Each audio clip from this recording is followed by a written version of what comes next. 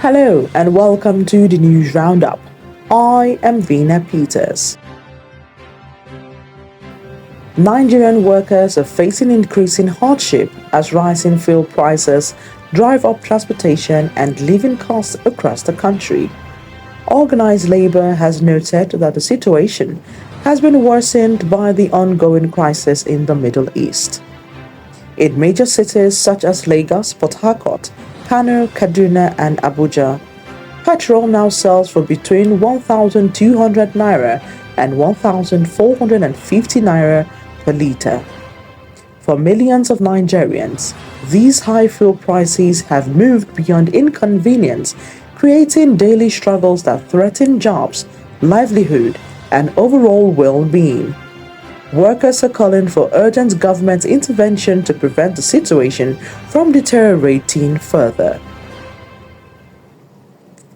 President Bola Ahmed Tinubu has approved the posting of 65 ambassadors designated to Nigerian diplomatic missions around the world, including the United Nations, as part of efforts to strengthen the country's diplomatic presence abroad.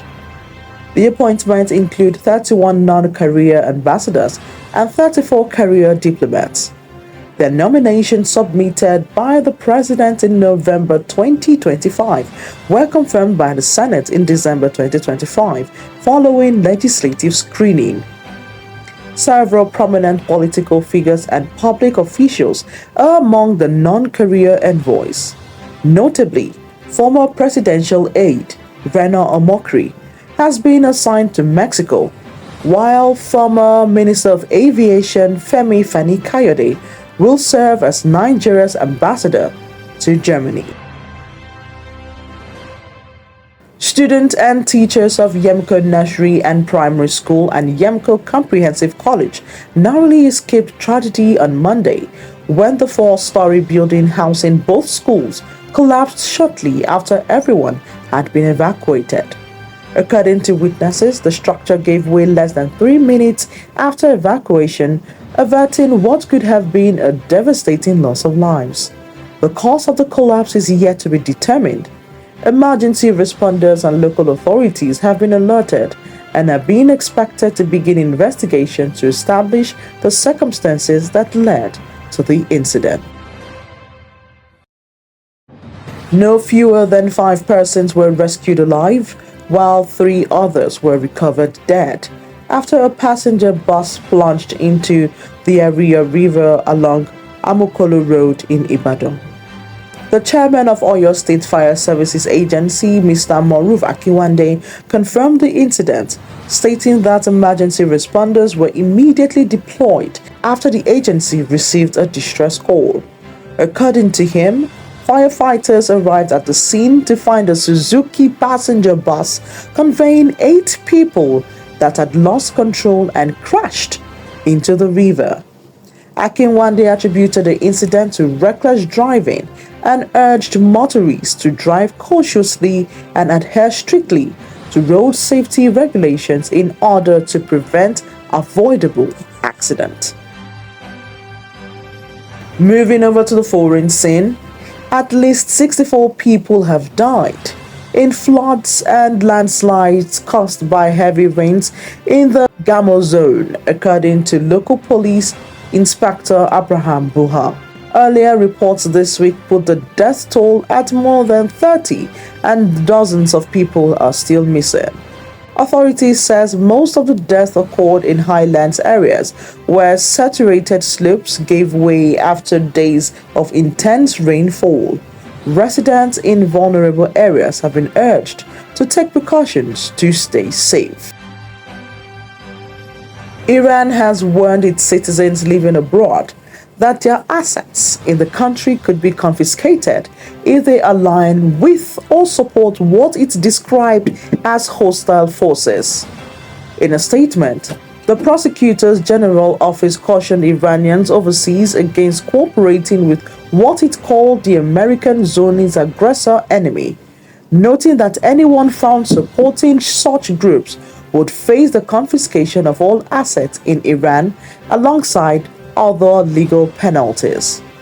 The statement further warned that any operation action carried out on behalf of Israel, the United States, or other affiliated agents against the country's security could attract severe punishment, including the death penalty under Iranian law. Now in the world of entertainment. Afrobeat star Tiwa Savage has selected 100 young talents for specialized training under the newly launched Tiwa Savage Music Foundation. Savage unveiled the foundation as part of efforts aimed at nurturing emerging music talent and strengthening infrastructure within Nigeria's creative industry. According to the singer, the foundation will provide global exposure and professional training for young creatives across various aspects of the music business. She encouraged selected participants to make the most of the opportunity, noting that the program had already been fully funded. Reality TV star and entrepreneur Tasha has been awarded 2 Guinness World Records for exceptional makeup artistry. The records were certified after she completed 82 makeovers in 8 hours and 143 makeovers within 24 hours. The feat was achieved during a marathon make-up session at the Tasha Beauty Festival held at the John Randall Center for Yoruba Culture and History in Lagos in October 2025. Tasha announced the achievement on social media, dedicating the awards to women who continue to pursue their ambition despite doubts and challenges.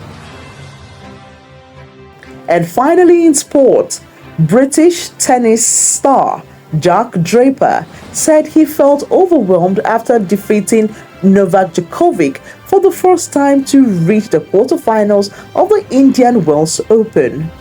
Draper, who is playing only his second ATP tournament since returning from an 8-month break due to an arm injury, secured the victory after a tense match lasting more than 2.5 hours. He won the contest 4-6, 6-4, 7-6, 5, sealing the match in a dramatic, deciding tiebreak and keeping his title defense on track.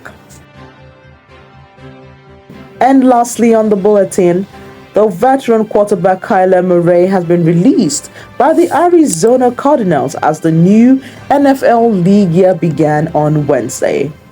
Murray took to social media to thank fans and reflect on his time with the team.